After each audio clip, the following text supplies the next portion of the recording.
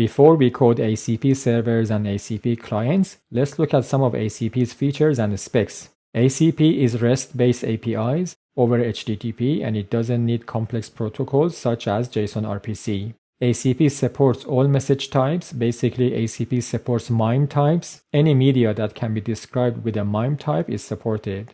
You do not need a software development kit to create ACP servers because ACP is quite simple. However, SDKs are available. ACP supports offline discovery. Even if the AI agent is offline, you can include the discovery metadata of AI agent in its distribution package and make it discoverable offline. ACP APIs can be both synchronous and asynchronous. However, asynchronous is preferred. If you look at this diagram at the right side of the screen, you will see that there is an ACP client, which is normally the main system or application. It communicates with the AI agents via REST APIs, and the agents can communicate with each other through ACP. And as you can see, MCP can provide context to each AI agent. Let's compare ACP and ACP and see why we cannot always use MCP. In terms of the scope, MCP is designed to work with a single AI model and tool. However, ACP is designed to allow multiple agents to collaborate. The focus of MCP is to provide extra context to AI model. The focus of ACP is agent communication and orchestration. In terms of interaction, MCP can interact with models and tools. However, ACP enables agents to interact with each other. Example of MCP is sending database query to an AI model. An example of ACP is coordinating a research agent and a coding agent.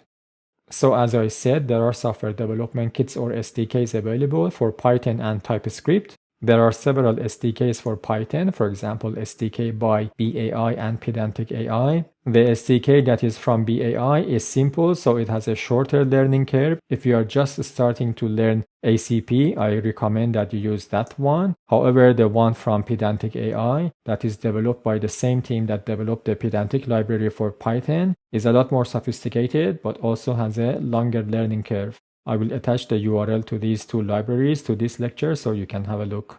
On the screen, you see the endpoints of ACP. As you can see, there are not many of them and they are simple.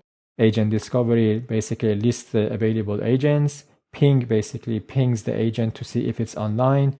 Run executes the agent and so forth. All the API endpoints are available in OpenAI spec. I will attach the link to this OpenAPI spec that you also see on the screen to this lecture so you can have a look.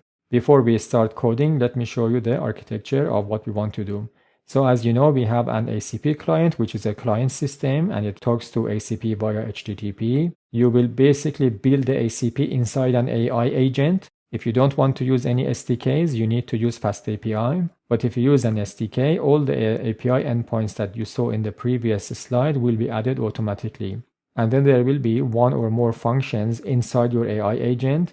And this function will have access to an AI model such as OpenAPI GPT-4. It uses the model and then returns the result via ACP back to the client system. In the next lecture, I will show you how we develop the server.